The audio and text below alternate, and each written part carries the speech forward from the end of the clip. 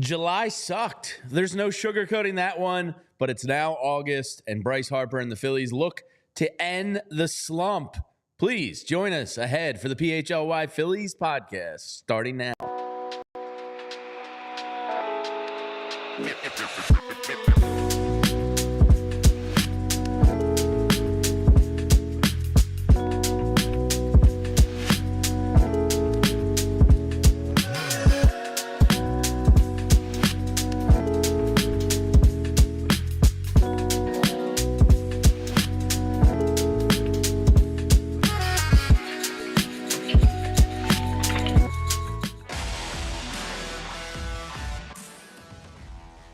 Welcome into the PHLY Phillies podcast. Jamie Lynch, Renee Washington, Tyler Zulli in with you. And that sucked. But you know what doesn't suck at all? Because I've been using it lately. That's our presenting sponsor, Bet365. It is awesome. Welcome into the Phillies show, presented by Bet365. Download the Bet365 app and use code PHLY365 when you sign up. And find out why it's never ordinary at Bet365. Renee, July sucked. We're moving on to August. Yeah, Anything less to say about July? Anything left? I had a great vacation, a little time off. The Phillies, I'd like to pretend that didn't happen. In August, we started new. Yeah, I mean, it's wild that we're already into August. The summer's flying by. We are now a month and 6 days away from...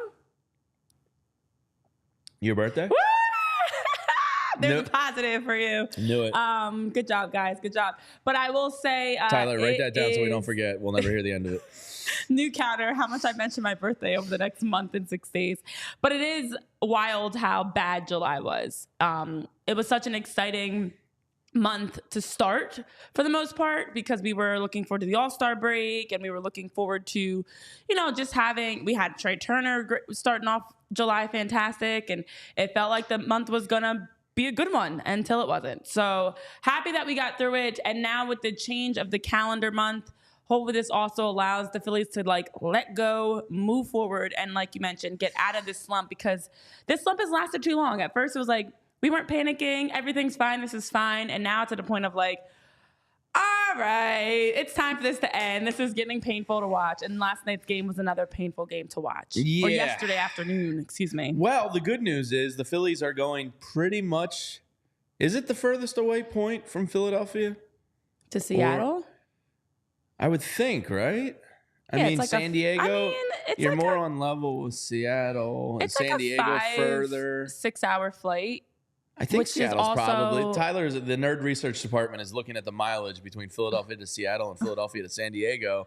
I think it's about the same, actually. Probably fairly similar. Yeah. Philly to Seattle is 2,621 miles.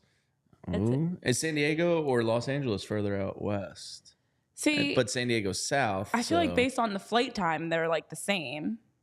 San Francisco is, as we read, yeah, they're the same. 671. Oh my God, 50 miles difference. It's 6s or 8s, but it's fine. Yeah. The 6s or 8s? They're all 8s. 2,821 and 2,800. Guys don't get old and your eyes go to shit. It's that's what I... Okay, so it's pretty much the furthest away. It's the same.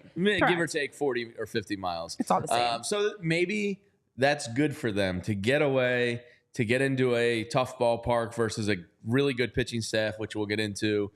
Even missing their top two guys, it's still a really damn good staff. Maybe just getting away is good. Seattle's been playing decently lately after coming out of their slump. But all around baseball, the Yankees are just coming out of there. Some of the other playoff competing top teams have been struggling. The Seattle's kind of righted their ship, and hopefully the Phillies can go out there and right theirs. Yeah, I think that's a big positive of the next 11 days with on the road for 11 days, 10 games in that stretch, gives you a chance to go on the West Coast, get away. Sometimes you need time to just get away from forget the fans, but away from home. I hate to say that, but these are guys that have a lot of little ones and family in general. And I think damn kids. Yeah, and I think it's good sometimes to get away. It's a business trip. It's just you and the fellas. You now can just focus on baseball. And as I know John Kruk was even mentioning it yesterday in the broadcast, I think it's a good chance to just get and go to the basics. Just show up at the ballpark, play, leave. Like, let's minimize all the extra thinking. Let's minimize all the what the issue is. You need to fix it. It's not going to happen by forcing it. It's going to happen by just like kind of letting go of that pressure of, I got to hit balls. I got to get better at bats. I got to win games.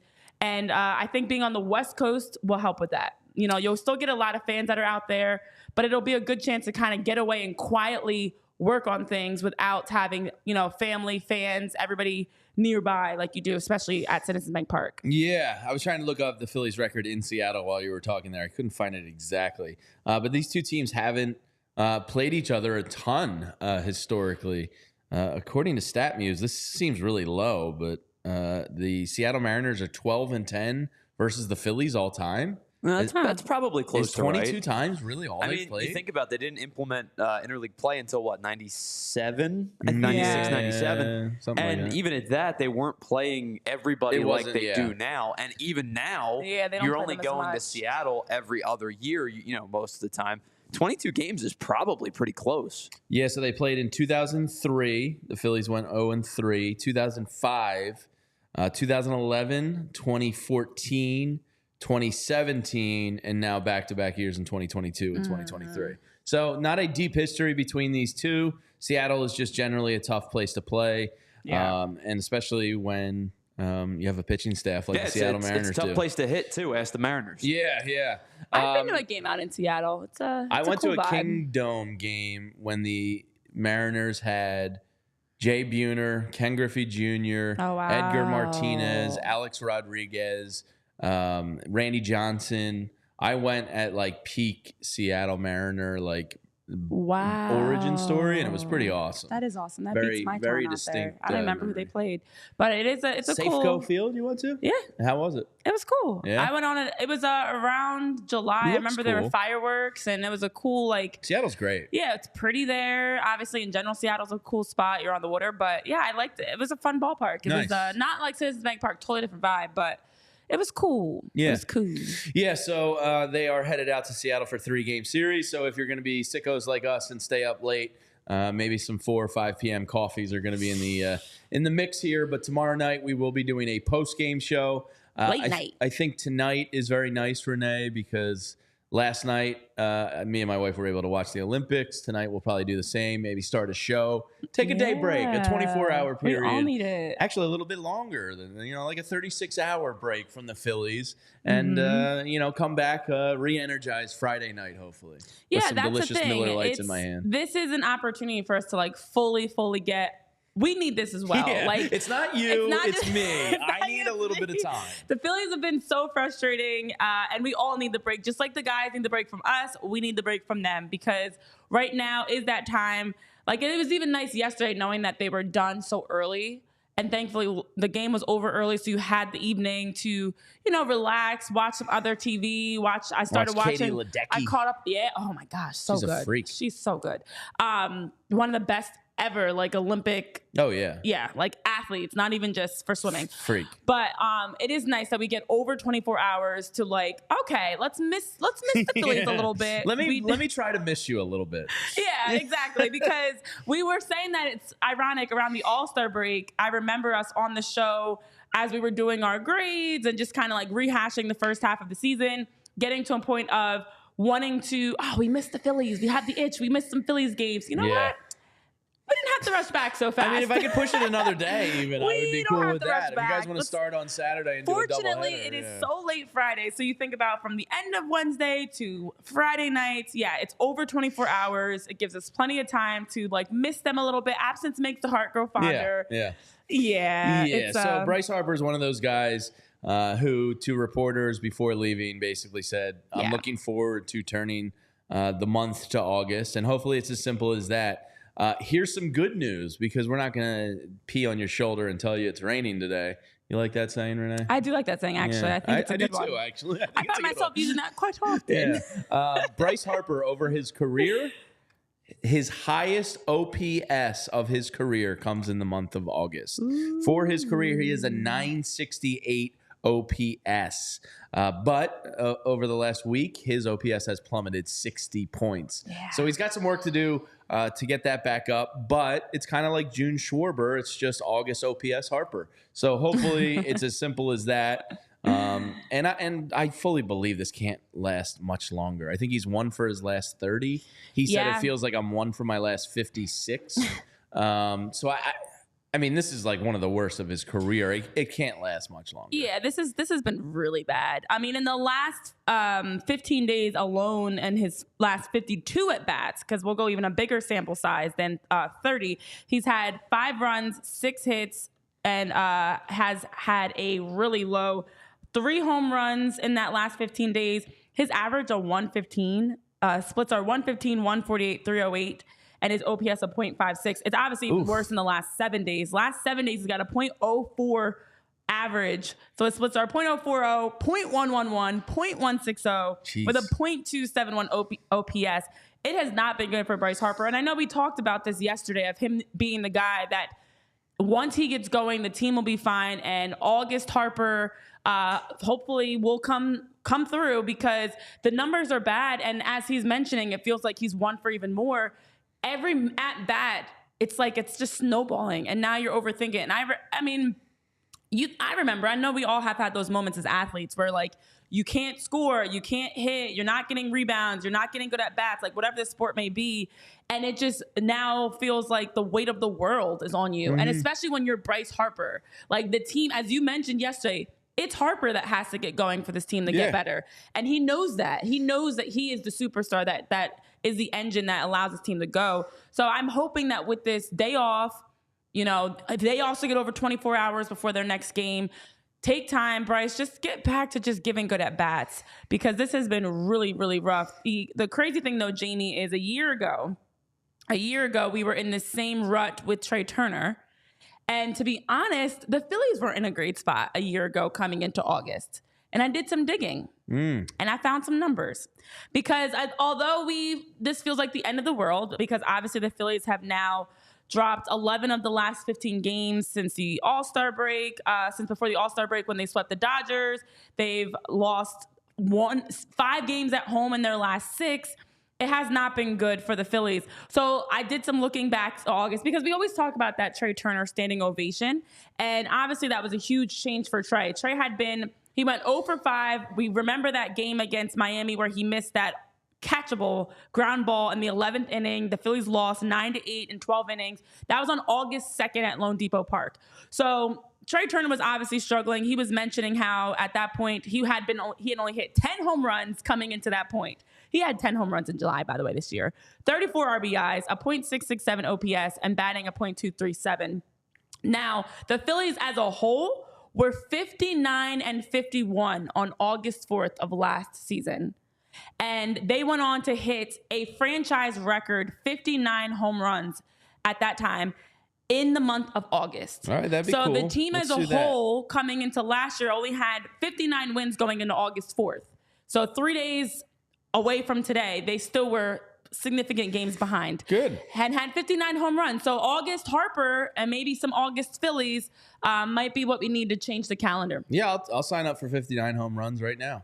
That would be cool. I suggest they do that. Let's get back to last year's August Phillies when they started to skyrocket. Yeah. Unfortunately, this little nugget is from Matt Gelb's story. Oh, no. It hasn't just been Harper struggling lately. The Phillies, in their last 39 at-bats, with a tying run on base in the 7th inning or later, are 7 for their last 39. All 7 of those hits, singles. Yeah. So if they can get back to that 59 home run magic, they will start winning baseball games again. It's kind of that simple. And you know what actually is interesting is you bring up that number, 7 of their last 39 when batting with a tying run or more. I wonder how many of those were either Austin Hayes, Nick Castellanos, or maybe feels like even it's Alec all Bohm. Castellanos lately. Yeah, I think it's been a lot of Nick Castellanos, which he's been very quietly good because everybody else has been crap. Yeah, this has been a time that Nick has absolutely been helpful. A lot of those have been Bryce. 3 RBIs. 3 RBIs yesterday. He did enter yesterday with a 2.71 batting average. He had 17 doubles and 11 home runs. Since May 19th, 37 RBIs. Since May 19th, a triple, a .802 OPS since May 19th. He's been, much like we had talked about Trey, it's actually been Nick, too, that's been very consistent, just not as flashy. So I feel like a lot of those 7 were actually off of his bat. Yeah, I feel like a lot of the 0 results are Harper and Turner, and Nick has probably been it. I mean, JT's struggling. Yeah, Kyle's been getting on base, but it hasn't been doing anything. Been walks, he's not producing runs. So it doesn't get much easier going to Seattle. The projected pitching matchups this weekend. The stopper, Tyler Phillips, on the mound tomorrow versus Brian Wu. Brian Wu, very, very good on the year. 2.35 ERA with 37 strikeouts. So he's not an overpowering strikeout guy, 4-1 on the year, but a great ERA. Then on Saturday, we have Colby Allard versus Bryce Miller. Bryce Miller, again, for the Mariners. Very good year. 3.46 ERA with 109 strikeouts. And then on Sunday, a little day game, the 4:10 start out in Seattle. Zach Wheeler, the ace, versus Logan Gilbert, who, again, pretty good pitcher. Mariners have 5 pretty good starting pitchers with the 3.11 ERA, 136 strikeouts, does that say in my notes? Either way, decent. So even though you miss Castillo and George Kirby, you still face 3 really tough pitchers out in Seattle. But you know what? So that's tough. You know what? You think they're going to come out of it versus because when the Phillies go up against anybody that's like, oh, this is a bad pitcher, they're struggling. You literally were going up against what's his name for the Yankees? That's I have it written down. Will Warren. Huh? Will Warren on Tuesday. Nope. No, it wasn't Bill Warren. Oh my gosh, I have to get his name right because it's pissing me off. Clay Holmes. Oh yeah. Clay Holmes, who's got the most blown saves. I'm like, oh, this is a given. They're gonna be able. This is back-to-back nights, mind you. It was Tuesday and it was Wednesday that Clay Holmes comes trotting out there in the 9th. The Phillies have a chance, both games, to win it against a guy that has the most blown saves across Major League Baseball. And what do? Yes, Johan did tie the game up. So he did have another blown save on Wednesday. But you don't win the game either day. No. Like against guys that they should be able to get after, against guys that were like, oh, this pitcher's been struggling. It's going to be a great day for the offense. The Phillies struggle. And even on the other side, how many times have we heard guys, need we even take a close look right at Mr. 6 RBIs, DJ LeMahieu, who had these breakout games against the Phillies, offensively or pitching-wise. So you know what? I'm glad that they're going up against pitchers that are really good. I know Tyler's got a nugget for us because Seattle's pitching does lead the league in ERA, whip, and walks allowed. Go up against some tough pitchers and have to perform versus going into like, oh, these guys are bad and we're going to be able to easily score on them. Yeah.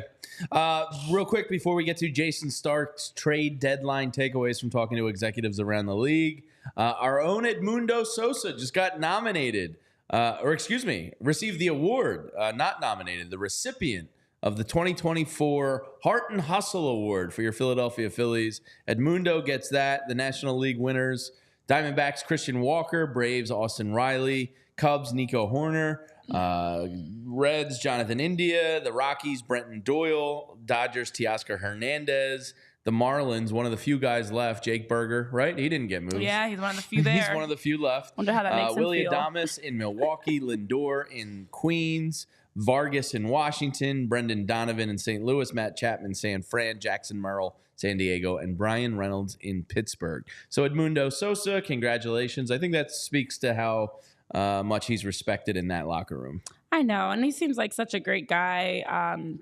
Excited for him. Brian Reynolds always makes me think of Ryan Reynolds, by the way. It's very funny. They're both it's very like hot right now.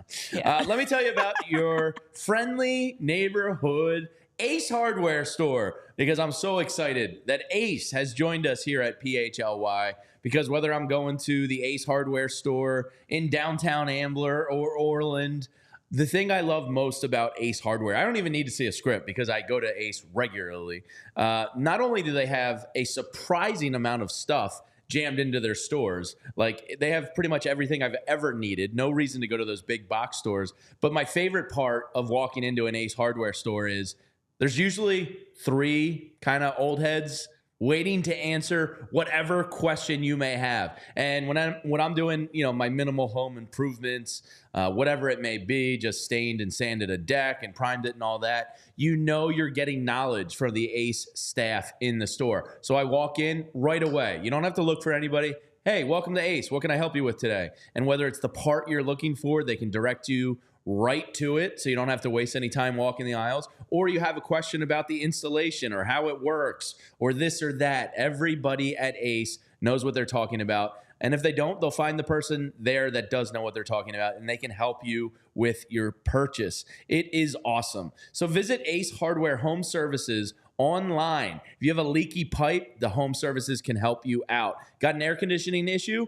They got a person for that as well. And whether it's a faucet you didn't fix, some plumbing, heating, cooling issues, visit their home services. Not only can they help you in store, they'll help you in your house. AceHardwareHomeservices.com to get you started on your next project. I love Ace. So visit Ace Hardware Home Services online at AceHardwareHomeservices.com to get started on your next project.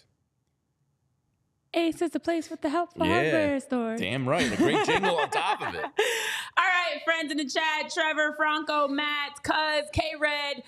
Listen, there's some other helpful tips we've got for you. That's for getting your finances in check, because let's say you are looking to go to Seattle, or you're going to LA or Arizona or any of the upcoming away games for the Phillies. You want to make sure you can still keep track of your finances and your spending, and with Trumark Financial's mobile app, because we can all bank from the comforts and convenience of our phones. Right, guys? Yes, we can. Trumark Financial's mobile app allows you to access your account anytime, anywhere.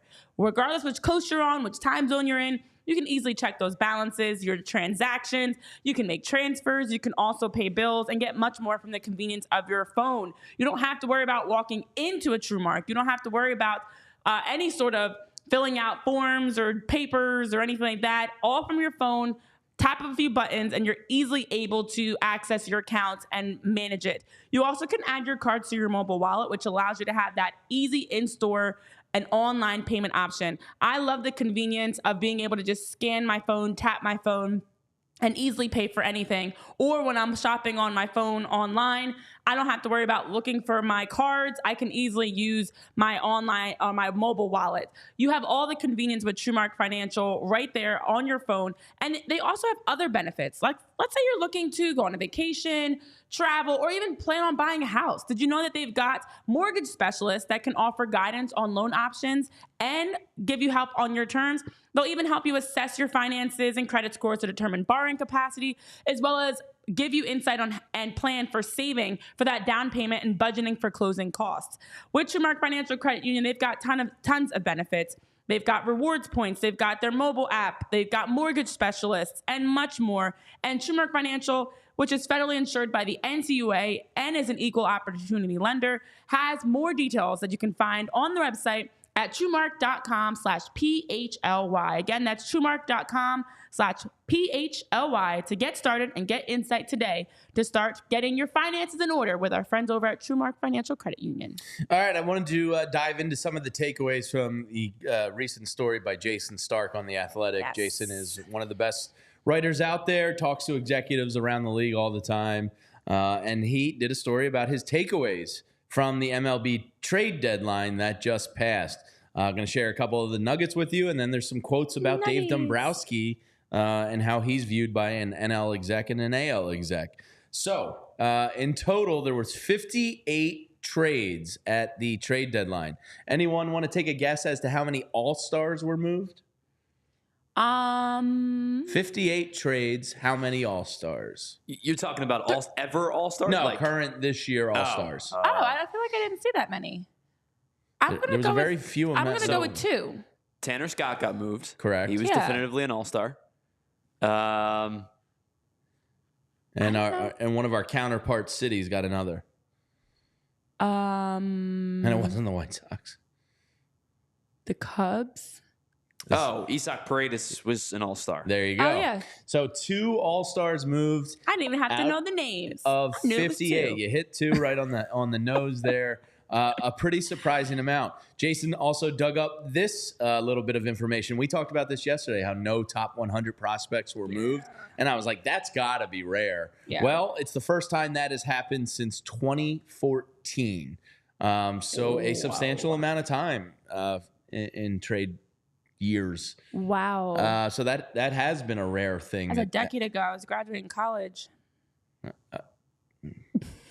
Yeah. Jamie's like, same. Yeah. I too, kids, was also graduating college. Hello, fella. What's the one with where he's got the skateboard on his back? Yeah, Steve Buscemi. Technically, I graduated in 2013. I graduated early. Of course you did. I was the 35 years. Of course you did. And then I did an extra semester. Of course you did. You just did some credits for fun? I did. Just for fun? I graduated with all these extra credits. I love school. I did. Oh, it's great. Everything's fine. Yeah. It's fine. So, yes, boy. no top 100 prospects move. First time since 2014. Executives told Jason that, guess what? Newsflash. It was a great time to be a seller. And still people were confused by what the White Sox did. Getting involved in Andrew Friedman's Dodgers 3-way trade. Executives around baseball, after reading this story, really liked what the Cardinals did, really liked what the Dodgers did. Don't understand what the hell the White Sox were doing using 3 of their best trade prospects in a 3-team trade when a guy like Kikuchi goes for 3 prospects himself with an 8 ERA over his last 2 months.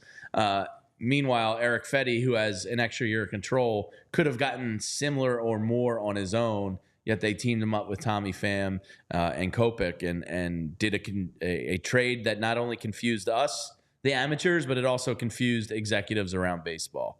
So we're not alone there. The White Sox, just a trash organization. They are, and it's crazy because they're already in the midst of like an awful season when they're on pace. Poor Herb. They're already on pace for like one of the worst seasons about reaching out in to Major him. League Baseball. Like, do you want to talk with us, Herb? Yeah. Do you just want to like? Do you need a friend? Do you want to curse a lot?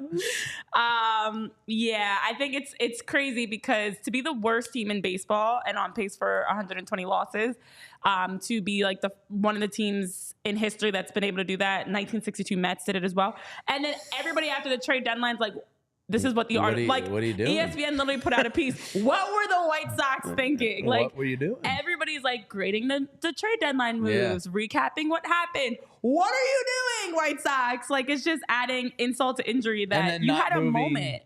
Executives were also talking about the Crochet thing, and we're like, it's not my player. I can't, but I would have moved him based on what the going price was on the market. And Luis Robert Jr. Yes. I mean, you have pieces there. That's why, as much as we get on the the Marlins for having a whole new team of 20 new prospects. 20 new farm system prospects. At least they made a move for something. Like, you can at least look at that and say, all right, they're planning for the future. It makes sense. The White Sox, what are you doing? You have pieces. You could have moved for some prospects. Or just in general for some guys, you could have did anything, and you like. I feel like of all Crochet the options, was the top thing on the market. And of you didn't all take their advantage. options, they did the worst. Yeah, and we talked about it on Tuesday. Like, they didn't have to move these guys. No. They're both under contract, or either under contract or team control. But we talked about it on Tuesday as well, where every year that goes by, you lose bargaining. You lose a playoff run out of Crochet or Robert. So like, if you let them go to the end of the year and your team's you get all teams involved, your team's going to win 45 games this year and might be one of the worst teams ever. 42.5 is their over-under right now. That's pathetic. But my point is, so you regroup in the winter or in the spring of 2025, but you just lost the 4 months of a playoff run for both of these guys. So your trade value diminishes, especially for Luis Robert, who now has 1 year before the options kick in. So now you're really at a spot where you have to figure out, is this our guy in 1 year compared to a year and a half? And I know it's not that much larger of a sample size, but it is a larger sample size. I think the White Sox, Chris Getz is in over his head. And I think, to your point, you look at someone like Luis Robert Jr. I know we had talked about the injuries and everything. He is having his worst season of his career. And there's no guarantee it's going to get better. if he continues with he needs to get the hell out of a losing organization. Correct. And then you look at somebody like Garrett Crochet, who's got all these demands, and even that didn't make sense. Like you're coming out days before the trade deadline with all these demands of what you want if you were to get moved and yada yada yada, coming out of the White Sox. Like it's a weird situation because they actually had two of the biggest names and pieces that they could move, and not only did you not move them, you made moves that make zero sense. So it's like, what is the plan here? What are you doing? Are you planning for the future? Are you planning for now? Are you just giving up altogether? Is the franchise just sinking like the Titanic? Like, what are we planning here? Jason did note that teams were willing to ignore the contract edict thrown out by Garrett Crochet's camp. So you have to wonder the Phillies weren't blanching at that as a reason why they didn't get him. Maybe they just didn't get him because the White Sox are trash. Executives. So I got to just tell, I'm sorry to throw you off the rails. I just Twitter searched Chris Getz. Oh, gosh. Yeah. And the tweets are just obliterating the guy. The one says, Chris Getz realizing he forgot to get Cardinals prospects in the Fetty deal. Chris Getz getting ready for trade deadline negotiations, and it's the poor guy at the Olympics who just absolutely belly flops on the dive. Like, he's just getting roasted. Well, White Sox fans don't have much to hang on to, so you might as well roast the guy. The other surprise team that executives were kind of moved by at the trade deadline was the Tampa Bay Rays. Teams were surprised they blew it up as much as they did.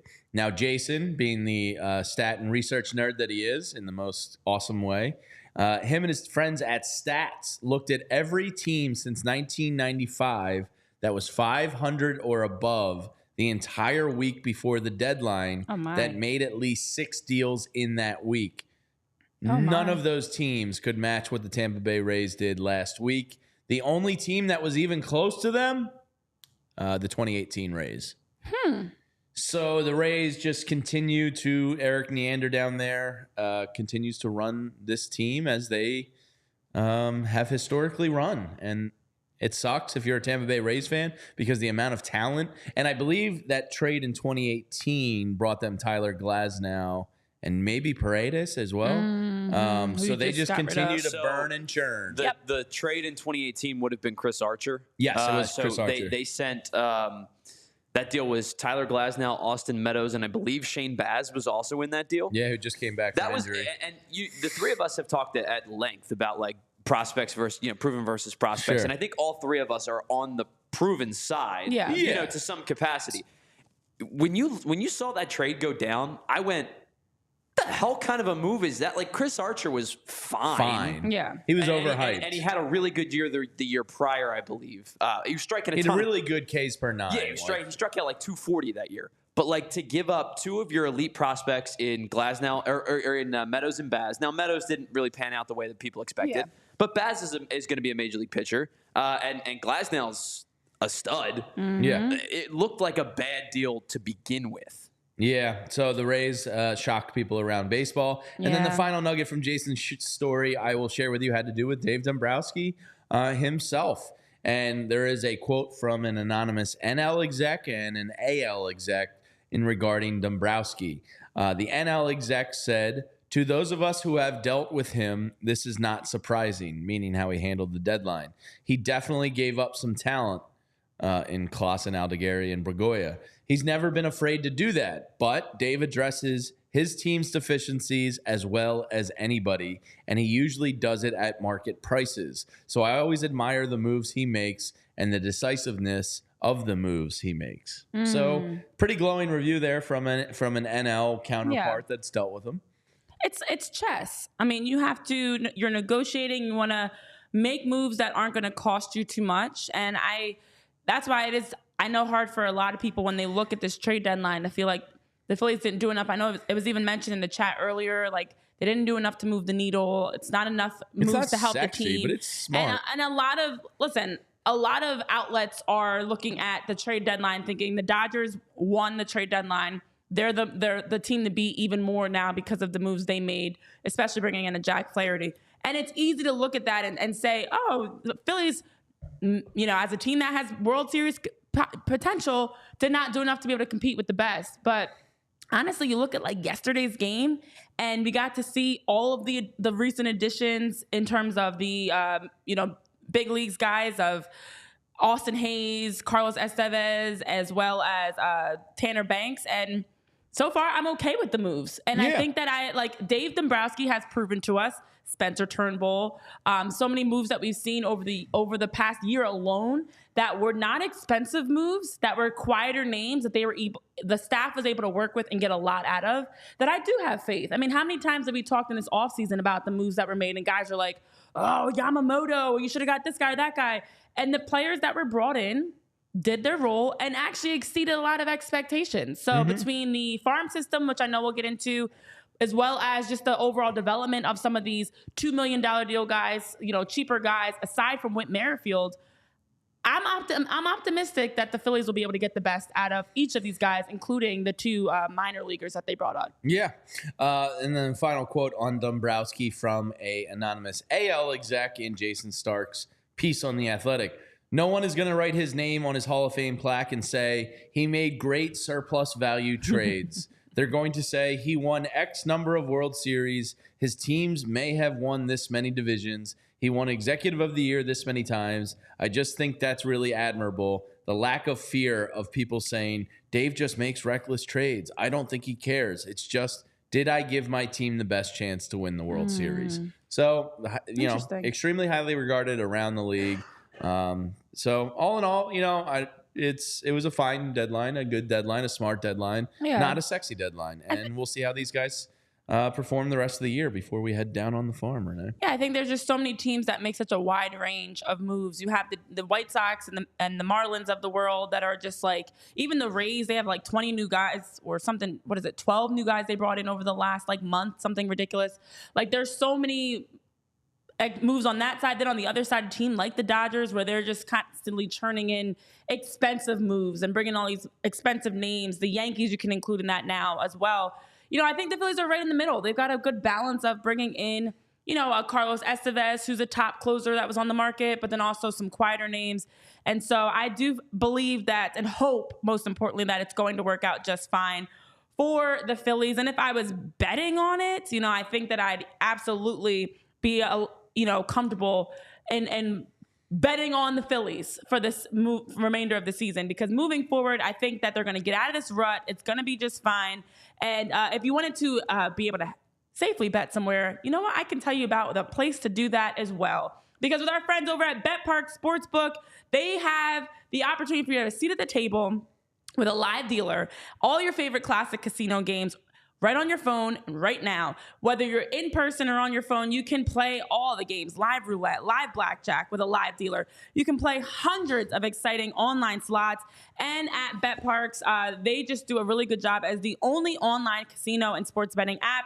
We have had a chance to check them out ourselves. And with BetParks, you now can take that opportunity to be able to have some fun, play some games, win some games. And the BetParks app also has lots of ways to bet the PGA golf, because they are the proud official betting operator of the PGA Tour. So for anything golf related, you can always bet players, bet matches, bet top finishers, and much more. You can also bet while you watch, whether it's baseball, soccer, tennis, so many sports you can bet with the BetParks Casino app.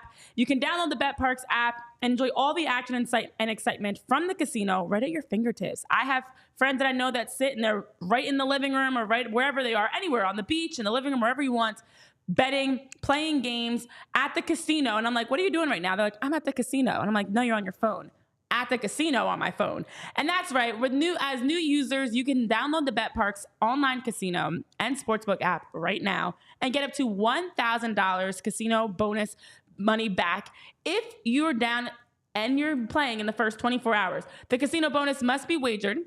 So go to betparks.com for more details. And of course, you have to be 21 and in Pennsylvania, New Jersey, Maryland, Ohio, or Michigan. If you've got a gambling problem, be sure to call 1-800-GAMBLER. You love to play, you play to win, you bet at BetParks and have some fun taking advantage of that $1,000 casino bonus betting deal once you get started with BetParks Casino today. Yeah, and let me tell you something about something awesome. I just recently used it when I was out in Chicago. That is the Game Time app. We were sitting around at a Wrigleyville bar and we went, we're going to the game tomorrow night, but we're here now. Should we just go? And what we did was we waited close till first pitch, and we kept checking the Game Time app to see the ticket prices dropping and getting more affordable closer to game time. And when you're going to an old stadium like a Wrigley Field, sometimes there's pillars and obstructed seat views.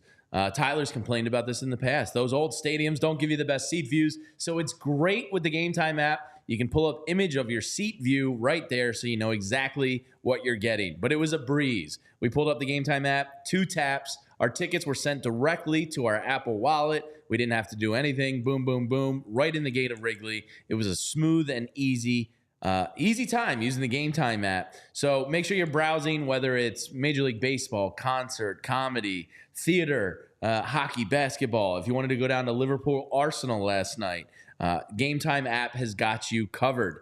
Take the guesswork out of buying MLB tickets with Game Time. Download the Game Time app, create an account, and use code PHLY for $20 off your first purchase. Terms apply. Again, just create an account and redeem code PHLY for $20 off.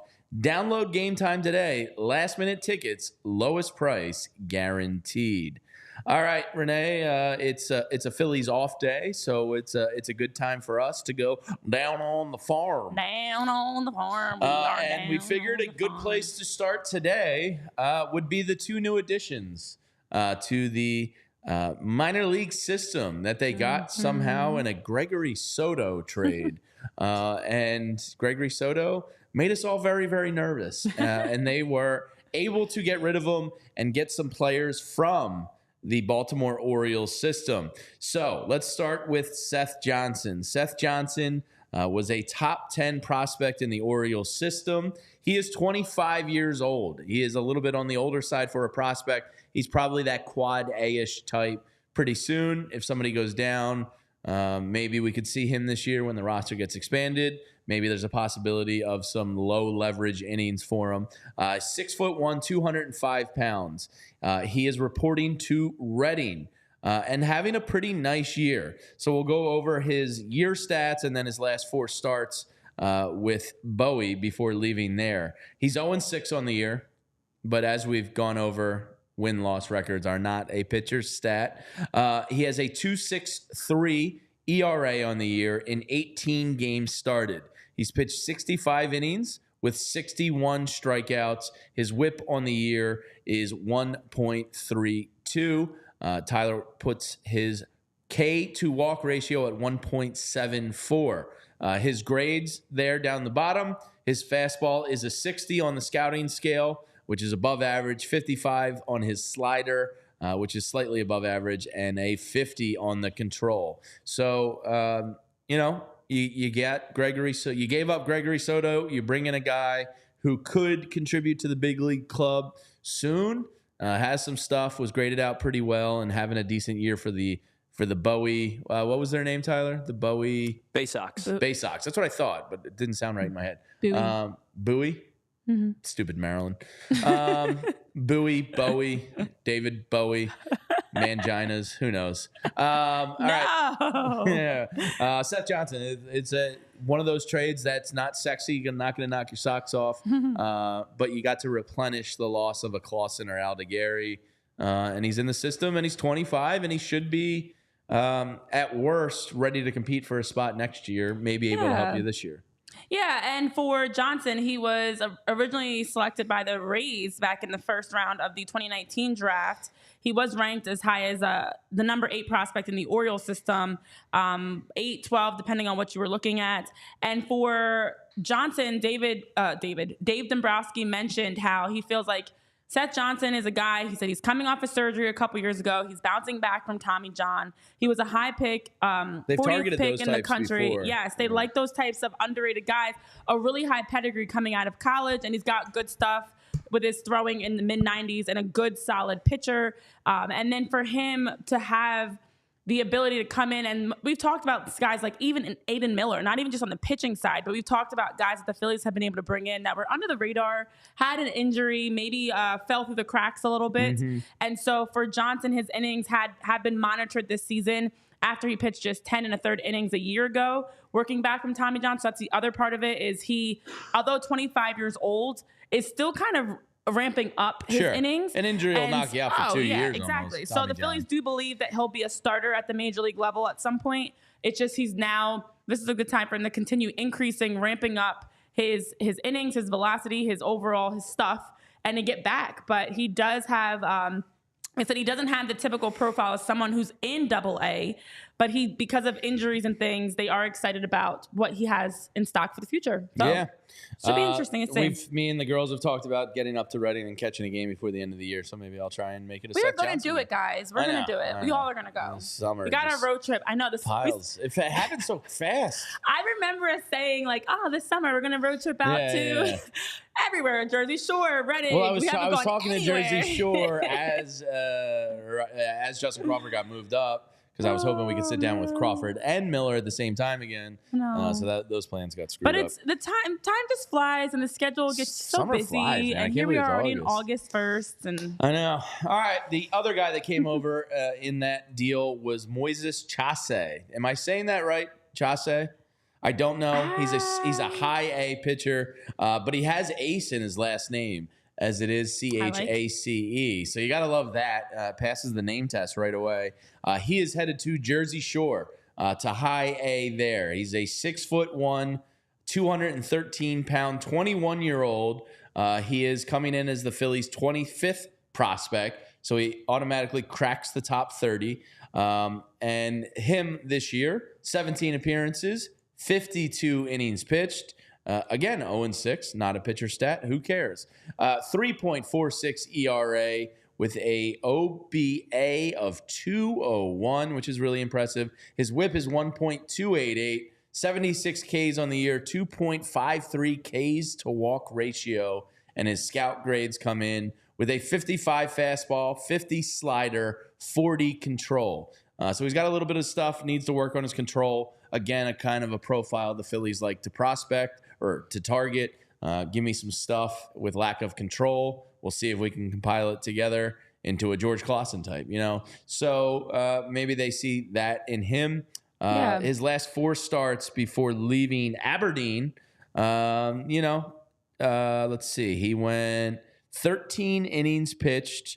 I'm trying to read the 6 earned runs, 1 home run allowed. Strikeouts, he had 22 across those 4 starts in the month of July. So he's going to join Jersey Shore. And Moises Chavez, welcome to the team. Moises Alejandro Chavez, Mac. Is that his nickname, Mac? Sure. I feel like that's a solid nickname. You can't start it. Oh, I'm sorry. See, that's how good it is. Listed. That's how good it is. You didn't even know if I created it or if they created it. So I'm going to take that as a compliment. Right. He definitely passes the name test, Moises Alejandro.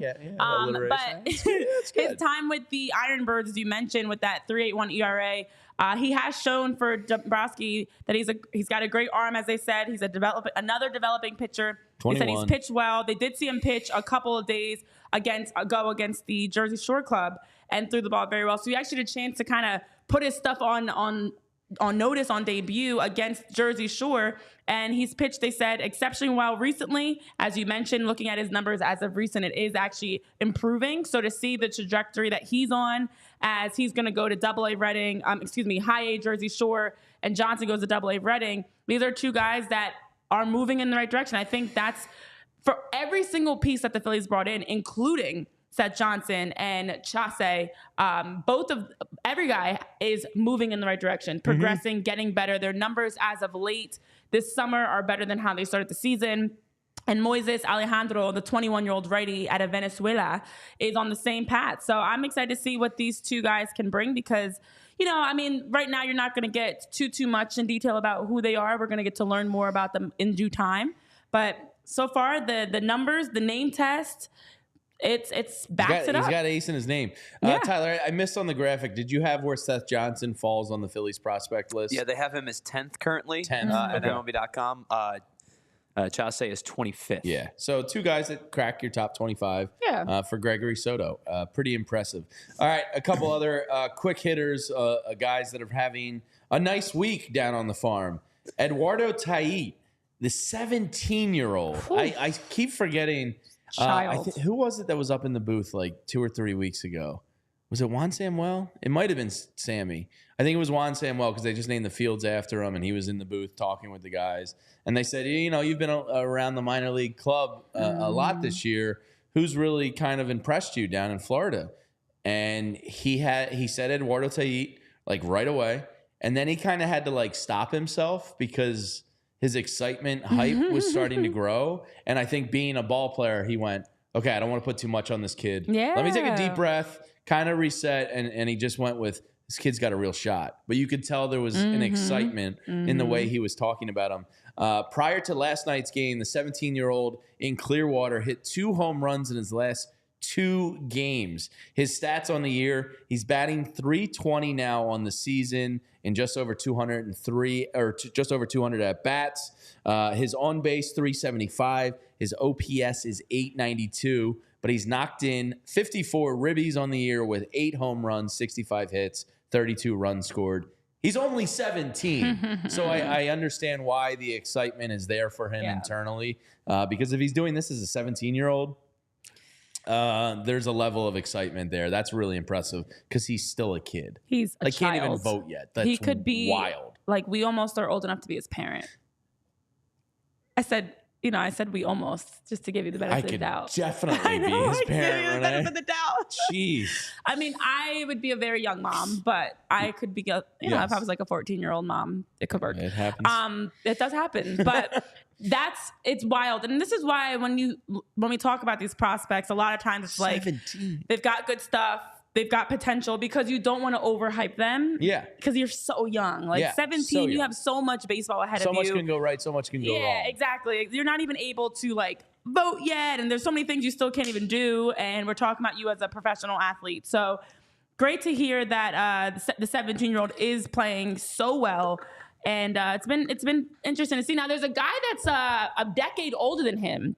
Your boy Lachlan? Out of Australia. That's Lachlan Wells, who also has been rejuvenated as of late with passion and his drive that he's had for baseball. Lachlan has he was playing in Adelaide. He's a left-hander, and he reported to Clearwater for spring training with the Phillies, and then he's now in his first season in Double-A.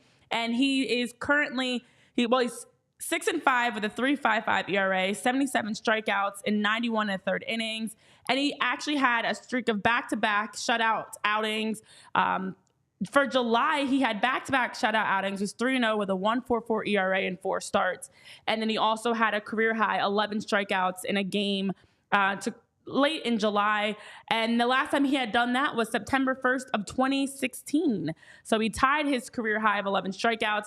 Now, Locked In Wells, as they call him, it's good. Has been doing very well. He is, again, 27 years old, which is a very unique thing to say about He's the one that took a off minor league guy. But yes, he had taken off for a couple years. He came back, and he had been away from baseball since 2019 and returned back this past couple years. He's been working back, starting with Adelaide, and then now, of course, he was able to get in with the Phillies through Clearwater. So 10 years older than Tait, but he's also getting that rejuvenation of his baseball game and has been showing some pretty impressive outings so far. And he's just saying he's going out, trusting his stuff, going after hitters, and having fun with it. Yeah, cool. A couple other pitchers in the system, just real quickly, had high K weeks. Robinson Pena had 9 Ks over 7 innings pitched. Mavis Grays, we've talked about what a cool name that is. 7 strikeouts over 6 innings pitched. Pulido had 7 Ks in 4 2/3 innings. And Alexander De Los Santos, 5 Ks over 3 innings. So some good strikeout numbers down on the farm this week to put a nice bow on it. But wanted to introduce you to the 2 new guys and talk about a really promising 17-year-old. All right, Renee, as we're close to getting out of here, couple things just around Major League Baseball worth mentioning.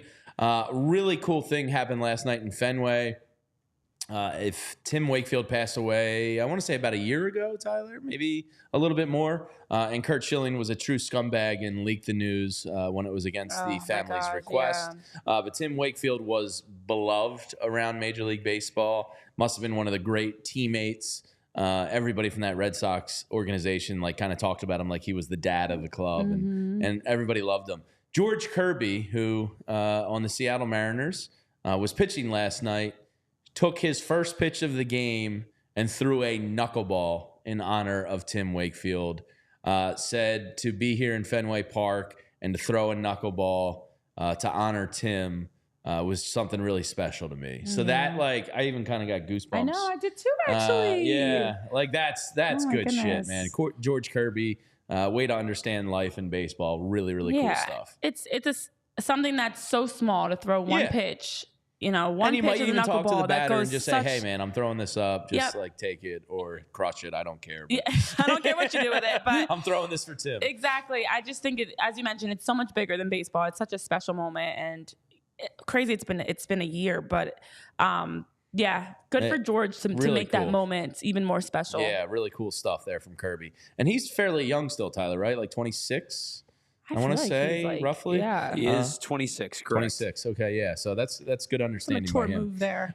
We have a Coward series that's underway tonight, and it happens to be between the two best winning percentages in the American League, as the Orioles and Guardians are starting a 4-game Coward series this weekend. But I'm sure a lot of eyes around baseball are going to find their way to that series. That should be a good one. It should be a pretty fun one to watch that. Yeah, it should be. I'll probably tune into a little of that tonight. It should be. WWE SummerSlam is not the only exciting thing going on in Cleveland right now because SummerSlam's there? SummerSlam's happening right now in Cleveland. About anything WWE. I mean, I tend to follow a little bit, but it also, of course, it is Orioles, Guardians, and yes, it is two of the top teams in baseball, and the two of the top teams definitely in the AL. So. Coward series, I think they're going to split. Speaking of SummerSlam, to totally derail us, have you guys ever seen the gag on the radio station where they call up and they're trying to get John Cena, and the lady's getting infuriated? So here's my thing. I listened to that a million times. It's really fun. And she goes, "Oh no, we will never have wrestling in this house again." I need to know what happened that they will never have wrestling in the house again. I know. Like, were the kids just having like WWE, like probably just jumping off the turnbuckle? You know, as somebody that was wrestling with your brother in the house, used to have wrestling shows in the basement. Oh yeah, and all my boy cousins. Our basement floor was concrete, so it didn't end well. All of my cousins, my boy cousins, they were so into wrestling. They would always have wrestling matches. We did it all the time. Yeah, it's wild. But you do there are 4 teams across Major League Baseball with 65 wins on the season, and 2 of them are facing off. Yeah, should be a great Cleveland. series. The other one, we kind of briefly mentioned on it earlier, but the White Sox are going to flirt with 120 losses. Crazy. Like, that is possible for them. And crapped their pants at the trade deadline. Could you imagine covering the White Sox? I feel so bad for those guys. Again, that is a truly terrible product. So sad we had to talk about it twice. It's like, it's astonishingly losses. Bad. Like, I feel like, how do you have a season that's bad? I mean, you are talking about history in all the wrong ways. You have 27 wins total right now. There are teams that have 27 wins in like a month. Like, like it's really bad to see. And it's like amazing. I feel like we're just watching it go from bad to worse. And every time we think the White Sox can't get any worse, they find a way to do so. Trade deadline is a great example. Yeah. So the worst team that I ever like truly watched with my own eyes was the 03 Tigers. I think they finished 43 and 119. Jeez. Here were their 5 starters: 4.6, 5.7, 5.5, 6 flat, 6 flat. That's their ERAs for the year. I thought you were going record for a minute. No, their records were 6 and 17, 9 and 21, 6 and 19, 1 and 12, and 3 and 9. They were their top starters. So the best ERA was a 4.6? Was a 4.6 out of their like 5 most used starters. Ew. That team was really, really, really, really bad. Yeah. Yeah, and the White Sox This White Sox team might be worse. Yeah. And for some reason, really they didn't trade the best piece on the trade market. Frank is saying how his son was at the game the other night when they lost their 16th game in a row, setting the franchise record. And he said, you told him that he saw history made. He did. He saw a historic moment just for all the wrong reasons. Yeah, but you'll never forget that one. No. Speaking of the MLB being weird, does anybody have a guess as to who the American League's best team was in the month of July? I saw you have that in the notes, and I intentionally did not look it up. So I know, and I purposely did not look for the answer. American League, who was the best team in the month of July? And this could make you feel a little better about the Phillies, just because it's a weird month in baseball. I'm gonna go. Kansas City was pretty good, weren't they? The Angels. Close. No. The A's. The A's. The A's. Oakland Athletics were the month of July's best team in the American League. So if that How many wins do they have? I believe 15. Okay, so they have 45 wins on the season, so a third of them came in July. Yeah. So baseball is weird. Major League Baseball is weird. And then the last final note around Major League Baseball. The Padres took their first season series from the Dodgers since 2010 last night, which is great. They get irritated right before the Phillies face off with them on Monday. So that is going to do it for us here today. Thank you to our presenting sponsor at Bet365. It's never ordinary. When you bet with Bet365, lose a $5 wager, you'll get $150 in bonus bets right away to your account. What I did with my bonus bets was looked ahead to some NFL futures, play some long shots, get a whole season of enjoyment out of a small bet. I think I got Joe Burrow plus 900. I think I took... there was 3 quarterback overs I took. I took Bo Nix over 15.5 touchdowns. I took Anthony Richardson over 17.5 touchdowns. And I took Jalen Hurts over 21.5 touchdowns. I took my free money and spread it out over the course of a couple months. So you can join me on Bet365. It's a good time, I promise you. But for Renee Washington, Tyler Zulli, I'm Jamie Lynch. We will be back tomorrow late night for a little after dark Phillies post-game show. Hopefully the West Coast trip fixes this team. Yeah, it's time. It's August. We're not having a good time anymore. The numbers in the past seasons, as we talked about, have been good in August. It is time to break straight up things, not having a good time. Break this slump. It's over. Maybe we need Tyler's kitten to make an appearance on the show. Yeah, how's the new kitten, Tyler? Good? Yeah. Official. Did you get family photos yet? All right. So listen, this cat's probably ours. We told you. The kitten is here to stay. We had to give her a name so we could take her to the vet and open up a file. Yep. Her name is Millie. Millie. Millie. She is adorable and a bundle of energy. And I am falling in love with this cat. And I didn't think that I would because I don't like cats. We told you. But messing up your allergies, but it seems like Millie. And my allergies are just like off the charts. Yeah. So like that's going to be the next 15 years of my life. Yeah, there you go. So we'll be back tomorrow night. But to everybody that hung out with us today, we appreciate your time. We love you, and we'll see you tomorrow night, late night, with some Miller Lights in my hand. Bye. See you then. We all silly like the mayor.